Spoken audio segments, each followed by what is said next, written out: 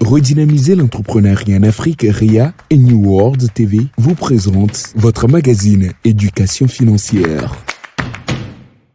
Bonsoir à vous, merci de nous rejoindre dans Éducation financière. Paiement mobile, la fin du cash est le thème qui nous réunit ce soir.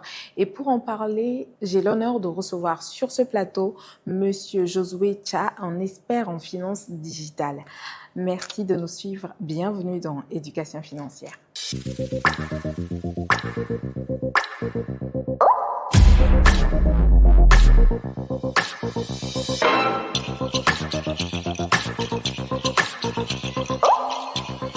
Bienvenue à vous et merci à vous encore une fois de nous rejoindre.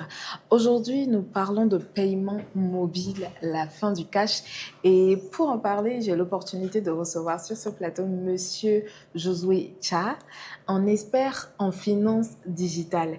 Bonsoir Monsieur Josué. Bonsoir. Comment vous allez? Je vais bien. C'est vraiment une grande chance de vous avoir aujourd'hui sur ce plateau. Une chance, c'est trop dire. En tout cas, je pense que l'occasion fait le larron. On aura l'opportunité donc du coup d'échanger et peut-être partager des sujets intéressants. Bien évidemment. Alors, je disais qu'aujourd'hui, on va parler de paiement mobile, la fin du cash. Alors, tout de suite, quand on parle de paiement mobile, on doit penser à quoi? Alors, quand on parle de paiement mobile, c'est un processus de paiement, de règlement, d'accord, ou de transfert qui se fait à partir d'un dispositif mobile. Et donc, notamment, on note là, cet avènement-là qui est venu concomitamment juste après l'apparition du téléphone mobile. Et donc, à partir du moment où on a eu des téléphones mobiles, donc les moyens de paiement, dans un souci d'atteindre beaucoup plus de masse, donc du coup, il y a eu cette ingéniosité-là, donc du coup, ce partenariat entre les opérateurs de téléphonie mobile qui vont permettre de mettre à disposition du marché une solution de paiement, d'accord, qui sera basée essentiellement sur le mobile.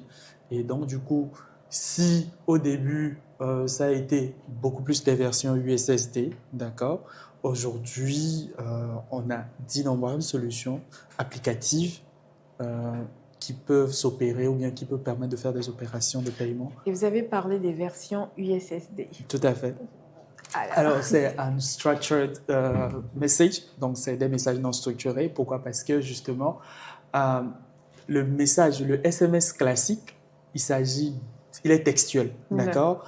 Et donc, du coup, techniquement, pour échanger des SMS, c'est beaucoup plus structuré.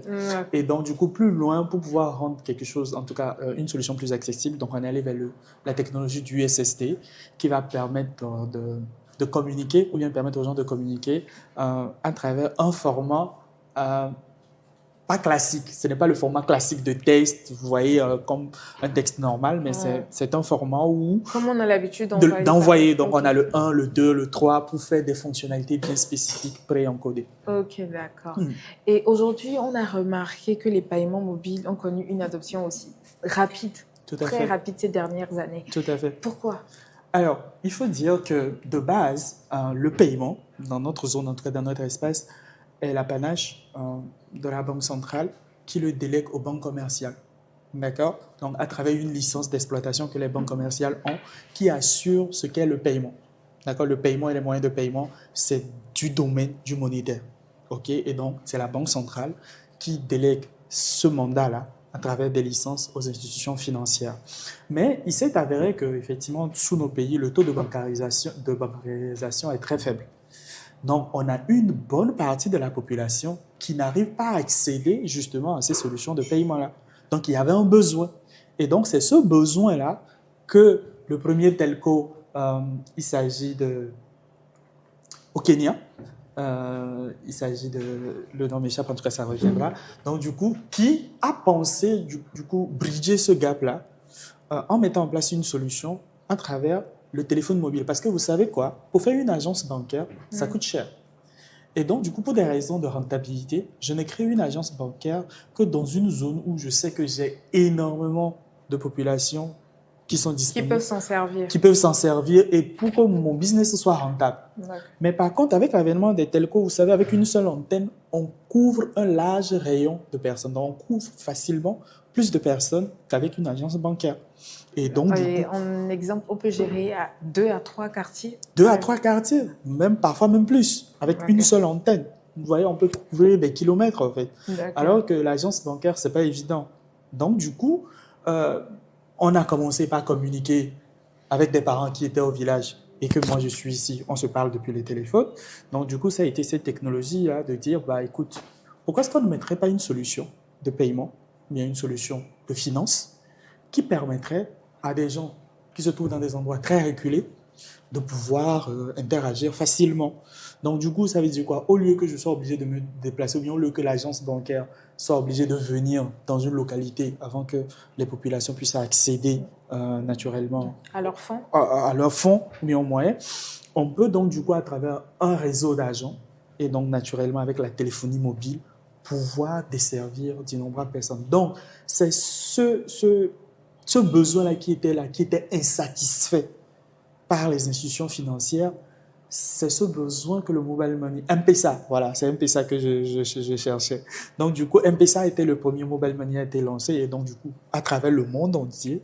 Donc, le premier opérateur, en tout cas, le premier mobile money qui a été lancé, c'était le M-Pesa et ça a été une expérience très réussie parce que ça a permis de bridger ce gap-là, de remplir ce besoin qui existait, qui normalement est de la responsabilité des institutions financières, mais comme ils n'arrivaient pas à le faire du fait de l'état de la technologie. Donc finalement, il y aurait des partenariats avec des télécoms, des télécommunications, des sociétés de télécommunications qui vont pouvoir fournir un service de paiement accessible à tout le monde et à la grande masse. Parce que vous savez, hein, il y a encore quelques années, ici à Lomé, quand on vous dit que quelqu'un a un compte bancaire, c'était select. C'est pas tout le monde.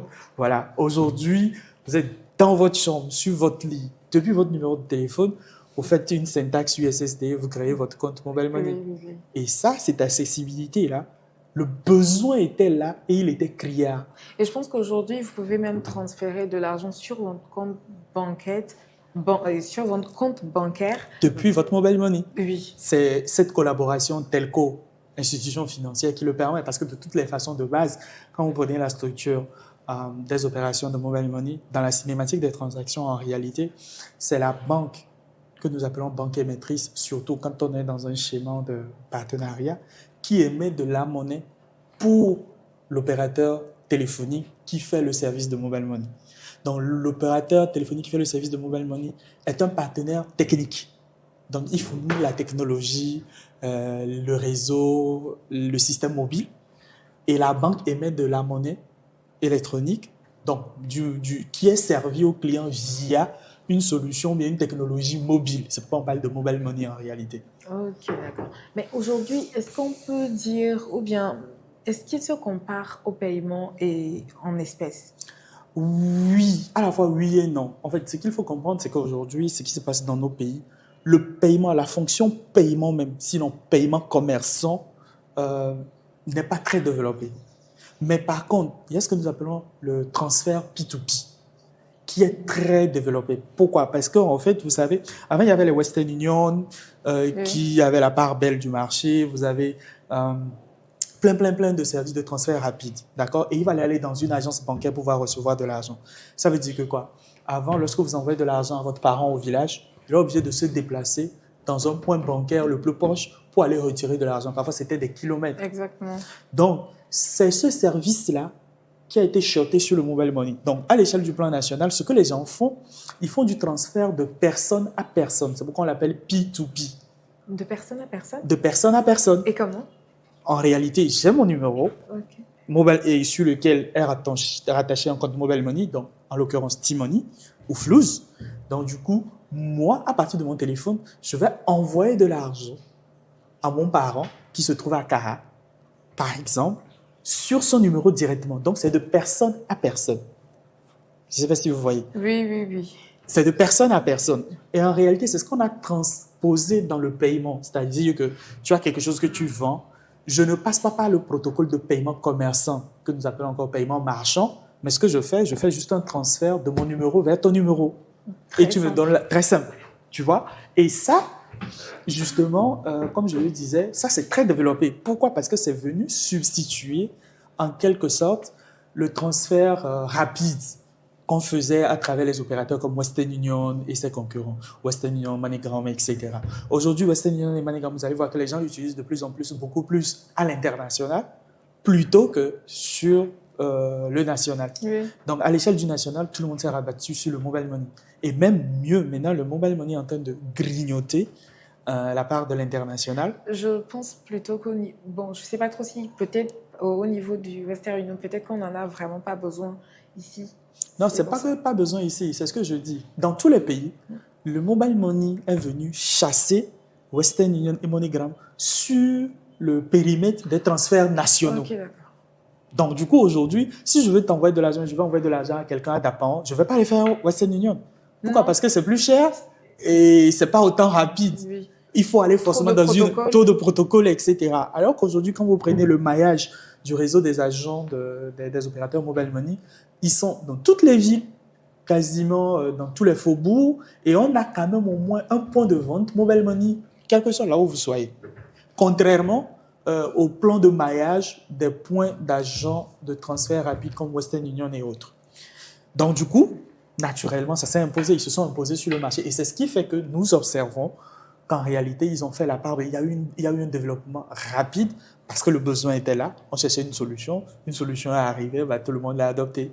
Et aujourd'hui, quel est le taux d'adoption des paiements mobiles dans différents segments de la population? Les jeunes, les personnes âgées? Oui, je vois la comparaison que vous êtes en train de faire. Moi, je pense qu'aujourd'hui, il est beaucoup plus adopté par les millénials, donc les jeunes. Okay? Mais au niveau des adultes ou bien des personnes âgées, de plus en plus, ils l'adoptent, même si le mode d'utilisation n'est pas le même. Parce que quand vous allez aller par exemple chez nos parents, qu'est-ce qu'ils font? Généralement, ils utilisent le mobile money comme juste courroie de transmission. Je ne sais pas si vous voyez. Les jeunes peuvent garder le mobile money pour peut-être acheter du crédit pour payer sa facture d'électricité, pour payer sa course de Gozem, sa connexion, etc. Mais par contre, chez les personnes du troisième âge, ou bien en tout cas les personnes beaucoup plus... Nos parents, nos parents, nos grands-parents, pour eux, c'est juste une courroie de transmission. C'est-à-dire qu'il y a les fils qui sont à la capitale ou bien qui sont à la ville qui vont leur envoyer de l'argent. Et donc, du coup, ça s'arrête là. Ils vont sur le point de vente, on fait un retrait, et puis, bon, ils retournent à leur économie de cash. Tout simplement. Et elles aussi, dans les cas où on a des parents, entre guillemets, un peu plus aisés, qui vont vouloir envoyer de l'argent à leurs enfants, même scénario, elles vont aller sur le point de vente, dire, je vais envoyer de l'argent à tel. On donne, et puis l'argent est passé. Donc, c'est véritablement une courroie de transmission. Mais par contre, lorsque vous descendez un peu plus, on en fait beaucoup plus des usages plus ludiques, plus à valeur ajoutée, notamment des services. On paye avec ça.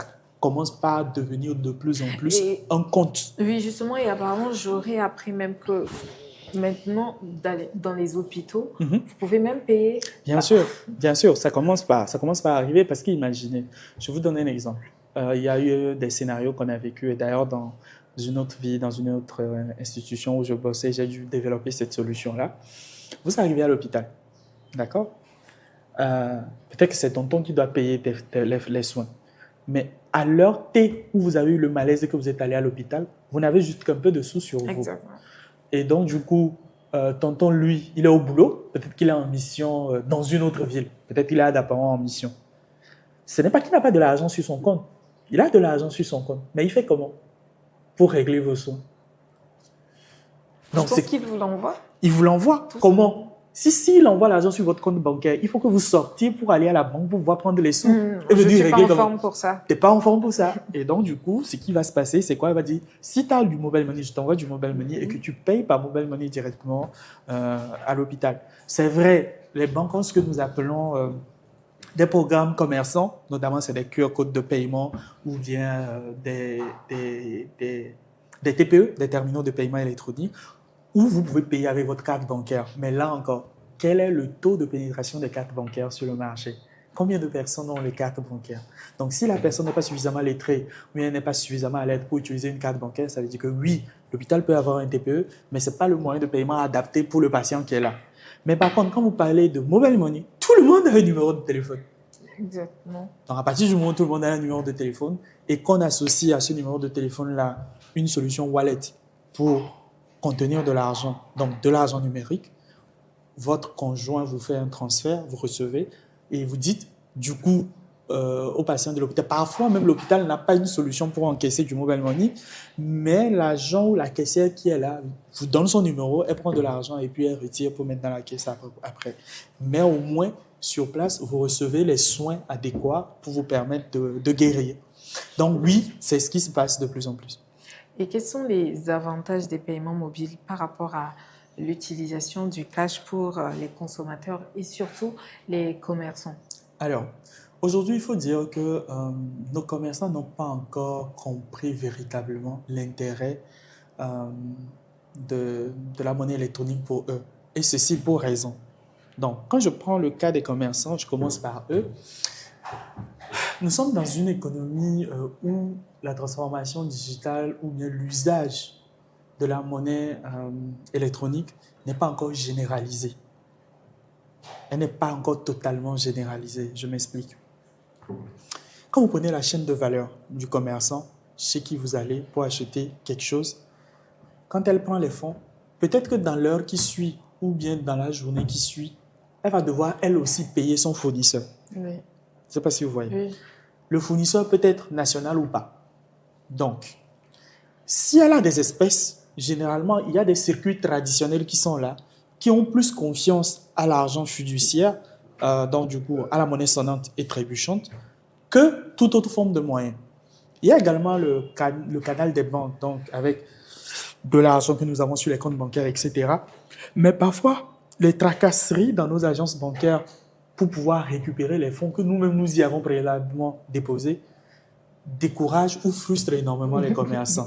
Et donc, du coup, ce qui fait qu'ils ne veulent pas déposer leur argent. Mais en termes de mobile money, si moi je viens et que je paye mon service ou bien mon produit via mobile money, ceux qui sont un peu plus smart ou bien qui savent que cet argent qu'ils ont reçu via mobile money, ils peuvent l'utiliser très facilement, ils n'ont pas de problème. Oui. Mais les commerçants qui estiment que bon, tu me payes par mobile money, mais si j'ai besoin de l'argent tout de suite, je fais comment? Parce qu'en fait, dans son circuit, à lui, dans sa chaîne de valeur, il n'y a personne qui accepterait en retour ce mobile money-là. Donc, du coup, qu'est-ce qu'elle fait? Quand tu es en train de lui payer, d'abord pour des raisons. Ça, c'est la première raison pour laquelle parfois il refute. Deuxième raison, il y a des gens qui sont malhonnêtes. Il y a des clients qui sont malhonnêtes.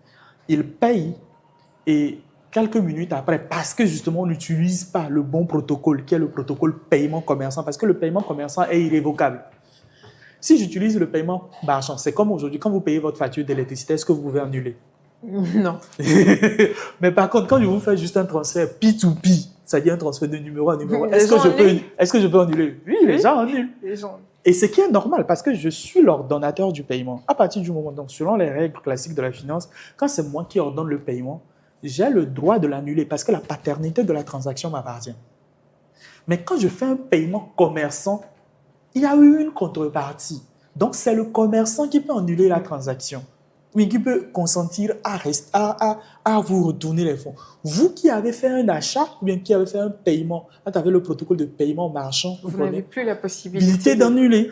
Mais sauf qu'aujourd'hui, dans les mœurs, dans la pratique, les gens utilisent beaucoup plus le transfert P2P en lieu et place du paiement commerçant. Justement parce qu'il y en a qui font des livraisons et une fois la marchandise reçue, ils annulent. Ils annulent carrément. Et aujourd'hui, sur les réseaux sociaux, je pense que c'est vraiment des histoires qui circulent partout. Qui circulent, voilà. Vous voyez, et donc ça fait mauvaise presse pour le mobile money. Oui. Mais en réalité, ce n'est pas le mobile money en soi qui n'est pas correct.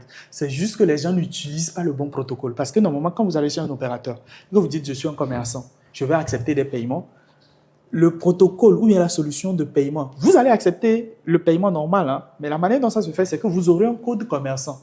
Mais je pense que la population n'est pas assez informée. Oui. Voilà, je pense que c'est surtout ça. Et c'est ce qui fait que justement les commerçants, au lieu de ça, s'ils prennent le transfert P2P, naturellement, ils vont s'exposer lorsqu'il s'agit des clients malhonnêtes ou bien peu sérieux, ils risquent de faire de l'annulation de transactions juste après. Maintenant, ça, c'est de ce côté-là. C'est en cela que ça n'avantage pas. Mais en termes d'avantage pour le commerçant, ça peut être intéressant pour le commerçant parce que justement, quand l'argent est numérique, il est plus facile à utiliser. Je m'explique. Si j'ai 100 000 sur mon compte Mobile Money, mais en faisant la sortie ou bien en venant chez le commerçant, peut-être que de base, je suis venu pour acheter un produit spécifique qui fait juste 10 000. Mais quand j'arrive, en plus de ce produit spécifique qui fait 10 000, il y a autre chose aussi qui me plaît, qui est intéressant. Si j'avais juste des espèces que c'était que 10 000, je fais quoi? Je paie les 10 000 et je m'en vais. Oui. Mais quand il accepte les paiements numériques ou bien les paiements Mobile Money, j'achète un produit de 10 000. Si je vois autre chose qui me plaît, je peux encore acheter plus que... Parce que justement, mon argent est accessible. Oui, mais moi, je pense que c'est un système qui nous amène à dépenser. Oui, c'est ça. Nous sommes dans une économie de dépenses, en fait. Qui nous amène à dépenser toutes nos économies. Donc, du coup, oui, c'est pourquoi je suis du côté du commerçant. Pour le commerçant, ça l'arrange parce qu'il va faire son chiffre d'affaires. Vous voyez, ça dit que c'est plus facile à dépenser, c'est plus facile de sortir de son budget quand le paiement est numérique. D'accord? Parce que l'argent est accessible, en fait. Oui. Si vous avez envie de faire quelque chose, vous le faites. Il n'y a quasiment pas de limite. Bien sûr, la limite, c'est ce que vous avez en compte. OK? Maintenant, quand on revient du côté du consommateur, en réalité, c'est intéressant pour le consommateur. Pourquoi? Parce que justement, il a d'innombrables possibilités avec de l'argent numérique. Parce que pour payer avec Mobile Money, il peut faire tout ce qu'il veut. Parce que tout ton argent, c'est comme si en fait il se promenait avec son compte bancaire. Oui. C'est comme s'il se promenait avec son compte bancaire. Vous voyez? Et donc, du coup, tout ce il veut faire dans la limite de tout l'argent dont il dispose, il peut le faire rapidement, dans un temps record, sans aucune contrainte ou bien sans aucune friction. OK? Deuxième élément, il y a la sécurité. Et celui-ci, il est valable pour les deux, commerçants comme clients. Quand un client vient, quand vous allez pour faire de l'achat, si vous transportez de l'argent sur vous, au cours du transit, ou bien au cours du processus par lequel vous quittez chez vous pour aller chez le commerçant, vous pouvez vous faire voler. Oui, mais de la même manière, on peut toutefois voler votre téléphone. Oui, mais il n'a pas le code PIN. Il y a aujourd'hui des vrais informaticiens. Non, c'est un faux problème. Je vais vous expliquer justement. En fait, vous savez, la plupart du temps sur les réseaux sociaux, les gens disent non, on m'a hacké, on m'a fait ci. Non, le hacking existe, c'est vrai. Mais généralement, le hacking s'adresse beaucoup plus à leur cible, c'est de grosses institutions. Pourquoi? Parce que ce que ça demande pour attaquer, pour faire ce qu'on appelle le brute force, casser un code et accéder au contenu d'un wallet, etc. Et puis d'ailleurs, si vous avez votre téléphone, vous avez de l'argent dessus, et qu'on fait du hack et qu'on atteint de la monnaie, le responsable, ce n'est pas vous, c'est l'opérateur Mobile Money. Il pourra me rembourser? Bien sûr, parce que c'est lui qu'on attaque, c'est ce système qu'on attaque, ce n'est pas vous. Maintenant, généralement, ce qui se passe et qu'on voit sur les réseaux sociaux, c'est ce qu'on appelle de l'ingénierie sociale. Qu'est-ce que le gars fait? Le gars vient te tromper, t'amadouer, te maniérer. Et toi-même, tu lui donnes ton code PIN pour qu'il puisse faire l'opération. En réalité, c'est ce qu'ils font. Donc, du coup, à aucun moment, ce n'est la robustesse du système qui est en jeu. Mais c'est toi, plutôt ton éducation sur ce que nous appelons généralement le security awareness. Est-ce que tu sais quelles sont les bonnes pratiques en matière de sécurité, en matière de données? Parce que imagine, je te donne un exemple. La plupart des gens mettent comme code PIN sur leur téléphone leur date de naissance, ou bien la date de naissance de leur fille, ou bien de leur garçon. Voilà. Qu'est-ce qui se passe?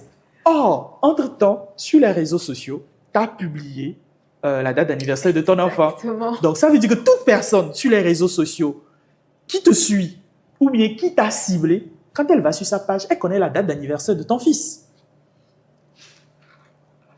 Donc, quand elle prend son téléphone, ou bien quand tu perds ton téléphone et qu'elle l'a pris parce qu'elle t'a ciblé, elle t'a suivi, elle l'a récupéré, la première des choses qu'elle essaie, c'est ta date d'anniversaire.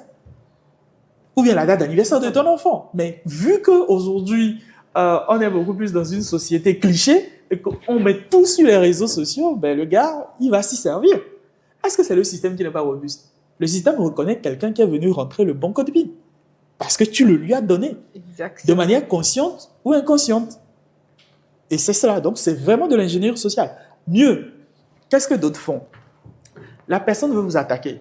Elle vous suit pendant 6 mois ou bien 3 mois. Elle est amie avec vous, vous l'avez acceptée, vous ne la connaissez pas. C'est carrément infiltré. Elle s'est infiltrée. Vous discutez, vous échangez de tout. Et puis un jour, elle vous pose la question, mais tu sais, j'ai un problème avec mes mots de passe. Je ne sais pas, mais comment toi tu fais? Et toi, tu vas lui dire, oh, c'est simple. En toute confiance, tu ne lui dis pas ton code PIN, mais tu lui dis la clé de ton code PIN ou bien la clé de ton mot de passe. Tu lui dis que, oh, moi, généralement, je prends juste le nom de mon fils plus sa date de naissance. Voilà. Pour toi, tu ne l'as pas donné le mot de passe, mais tu as donné la clé du mot de passe. Mais imaginons déjà que cette personne soit plus futée. C'est fini.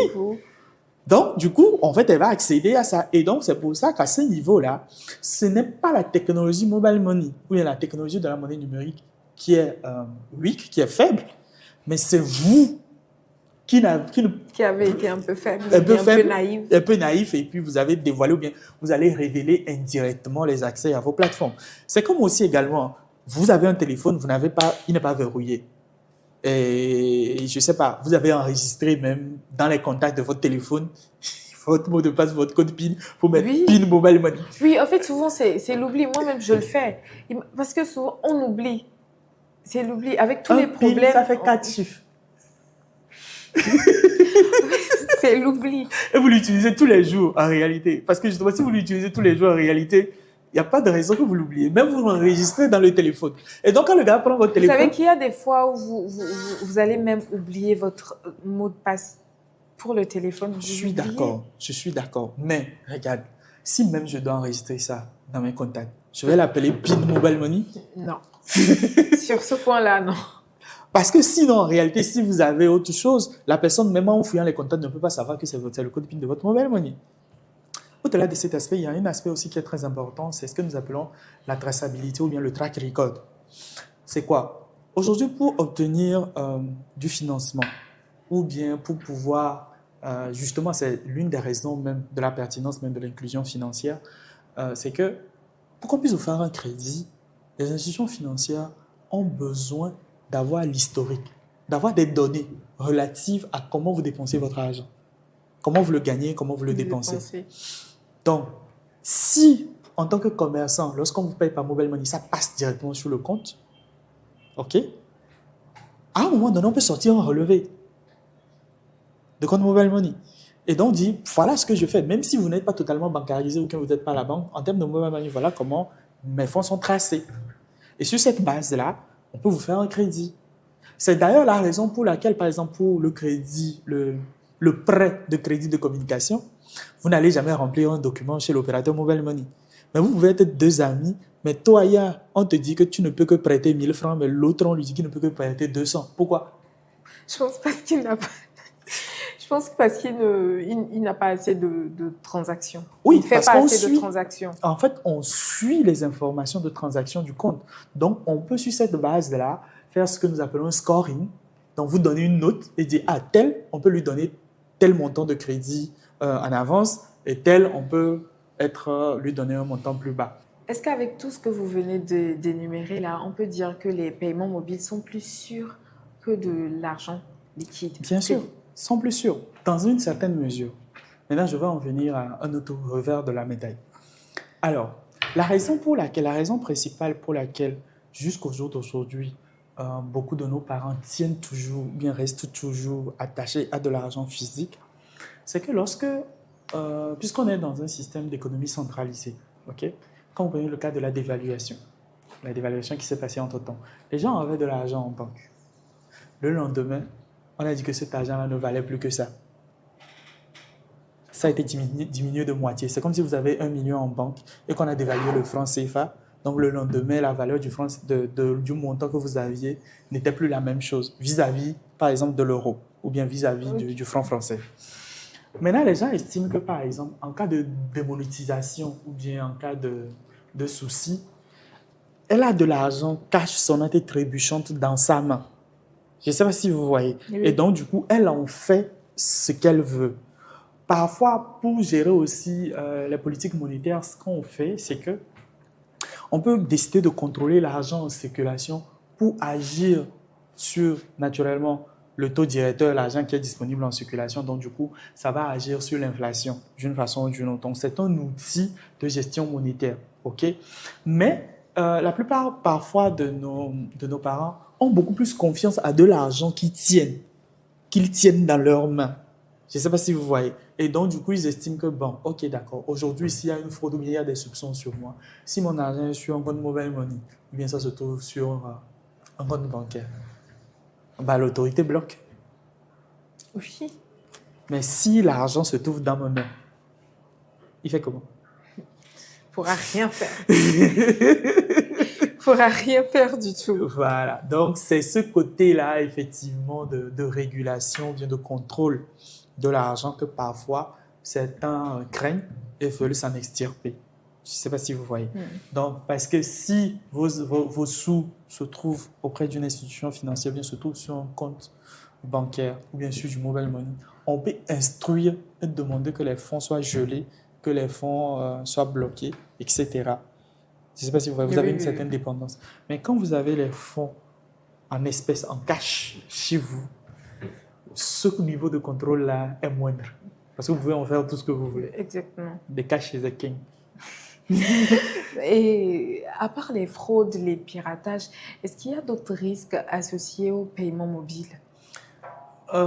Franchement, le paiement mobile a énormément d'avantages parce que le but ou la destination de l'argent, parce que j'ai un contenu que je fais souvent sur la monnaie est apparue parce que justement, il y a eu un besoin d'échange. C'est une unité de valeur, c'est une unité de stockage de valeur, l'argent. Donc du coup, elle est faite pour bouger, elle est faite pour faciliter les transactions, elle est faite pour permettre, c'est parce que justement l'homme est social et parce qu'il vit en société et qu'il a besoin des choses qui se trouvent chez l'autre. Donc du coup, il fallait utiliser une unité d'échange, une unité d'interaction. Donc du coup, c'est comme ça que l'argent s'est imposé. Donc, de base et par sa nature, elle est faite pour permettre l'échange. Donc, tant que nous vivons dans un monde interconnecté, un monde d'échange, l'argent numérique vient accroître cette facilité d'échange-là, cette facilité de transaction. Et d'ailleurs, je fais un clin d'œil avec la nouvelle plateforme d'interopérabilité PSFN que la BCAO a mise en place en ce qui concerne la zone UEMOA. Vous allez voir que ça va décupler les échanges régionaux. Parce que, du coup, désormais, avec cette plateforme, je vais pouvoir envoyer de l'argent, que ce soit sur mobile money, que ce soit depuis un compte microfinance, que ce soit sur un compte bancaire, du Togo vers la Côte d'Ivoire, vers le Bénin, le Niger, à n'importe qui, quel que soit le type de compte qu'elle a. Et donc, oui, véritablement, en réalité, la monnaie numérique, c'est quelque chose de très intéressant, ça a énormément de potentiel et ça permet de faire tomber les murs, de faire tomber les cloisons et de faciliter les échanges énormément. Maintenant, en termes de sécurité, comme je l'ai dit, on l'a listé tout à l'heure, c'est les éléments que nous avons cités, donc les fraudes, etc. Ce sont peut-être les côtés qu'on voit, parce que justement, quand vous avez de l'argent physique, naturellement, le temps que quelqu'un vienne vous tromper, dit donne-moi ton argent, parce que quand vous voulant sortir, tu sais que c'est ton argent, tu es peut-être beaucoup plus alerte. Je ne sais pas si tu vois. Oui. C'est véritablement cela. Sinon, au-delà de ces aspects-là, aujourd'hui, je ne vois pas d'autres freins ou bien en tout cas d'autres aspects néfastes de la monnaie numérique. D'accord. Et est-ce qu'aujourd'hui, tous les commerçants arrivent à s'adapter à la croissance du paiement mobile? Je parle surtout des commerçants de nos mamans au marché. Oui, elles s'adaptent. Aujourd'hui, tu les vois faire des transactions, bien des opérations avec la Chine, même sur place, etc. Donc, c'est de l'argent numérique globalement. Pourquoi? Parce que, en fait, ça facilite, une fois encore, comme je l'ai dit précédemment, les échanges. Parce que c'est de l'argent immatériel. Avant les services de transfert rapide, etc., et même l'avènement du mobile money, quand tu vas envoyer de l'argent au village, tu attends qu'il y ait quelqu'un qui voyage vers le village, tu mets ton argent dans l'enveloppe, tu donnes à la personne traverse les kilomètres et la rivière remet de l'argent à tes parents. Je ne sais pas si tu vois. Oui, il y en a même qui le font à travers les chauffeurs. À travers les chauffeurs. Mais aujourd'hui, tu n'as pas besoin d'attendre tout ce temps. Ça va vite, en fait. Et donc, du coup, les commerçants, ça les arrange, ça les intéresse. Et aujourd'hui, c'est quelque chose qui est pertinent pour eux. Et donc, du coup, de plus en plus, ils adoptent tant qu'ils le comprennent. Et c'est surtout ça aussi, peut-être, l'autre challenge. Est-ce qu'ils comprennent le fonctionnement? Mais moi, ce que j'ai remarqué, c'est que nos parents peuvent ne pas être lettrés, mais ils sont très intelligents et très ingénieux. D'ailleurs, la plupart des grands commerçants ne sont pas forcément des personnes lettrées, mais elles font le business, elles font de l'argent. Donc, du coup, tout ce qui concerne l'argent, lorsque tu viens avec eux, ils comprennent le sujet.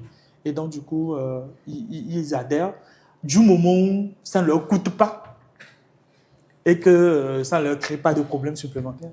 Ils sont pour.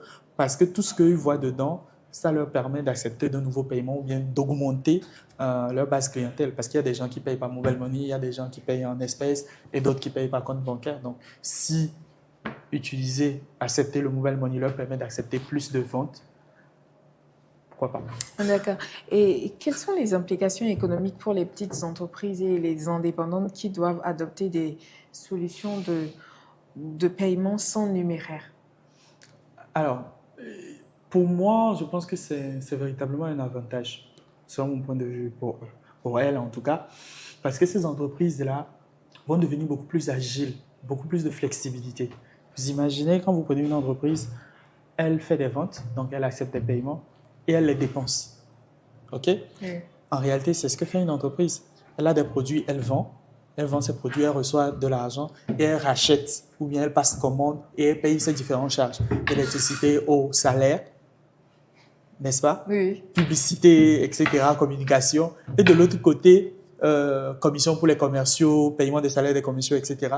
Et il y a des ventes et l'argent rentre. Et le cycle reprend. Et dans tout ça, là, elle dégage des marges. Maintenant, vous imaginez, entre une entreprise A qui a digitalisé tous ces systèmes, pour payer les salaires, elle rentre sur une plateforme, elle met le numéro mobile money, elle met le numéro de compte, elle valide et puis l'argent part. Chacun reçoit son argent. Pour payer sa facture d'électricité, depuis sa plateforme, elle paye la facture d'électricité. Pour payer OTR et la CNSS, elle va en ligne, elle paye par mobile money, elle paye directement tout ce qui va bien. Versus une entreprise B qui dit BA, mis de la tout OTR avec Galo. En mineur, si vous permettez, pour que je le dise bien aujourd'hui, je dois payer les taxes, c'est la date limite. Venez prendre un chèque, allez-y à la banque pour faire le retrait. Et vous allez, ou bien tout simplement, peut-être elle a des espèces, elle dit, venez prendre, vous allez aller faire le dépôt sur le compte de l'OTR, vous allez prendre le bordereau de paiement pour venir et puis vous allez aller à l'OTR pour scanner, leur envoyer ou bien pour aller leur déposer pour dire que nous avons payé. Entre les deux entreprises, qui gagne du temps? Je pense que c'est celui qui a plus opté c'est celui qui a plus opté les paiements mobiles. La même entreprise, il faut payer les salaires. Aujourd'hui, nous sommes peut-être le 29 ou bien, le 29 ou le 30 du mois. Mais il y a plein de choses à faire en entreprise. Mais cependant, on va dépêcher une personne pour aller à la banque, pour aller faire des retraits, ou bien pour prendre même du cash et venir. Et on va appeler tous les employés. Donc, ils cessent leur travail, ils viennent, ils font la queue, et chacun passe à tour de rôle, on compte de l'argent, on paye, etc. Qui perd du temps. Ne dit-on pas que le temps, c'est de l'argent?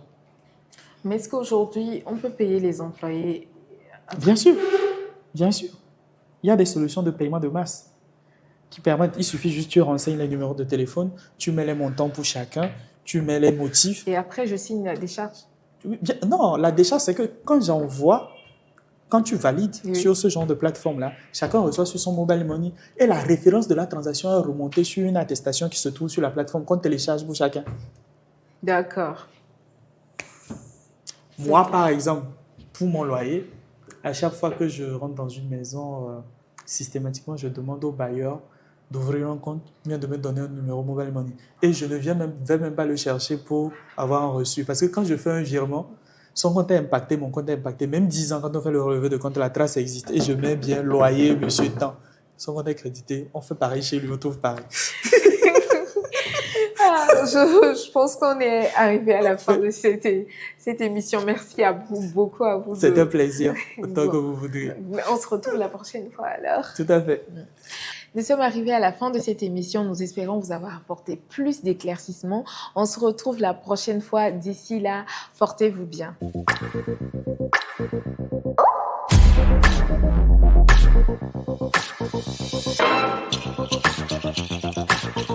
Votre magazine Éducation financière vous a été présenté par Redynamiser l'entrepreneuriat en Afrique, RIA et New World TV.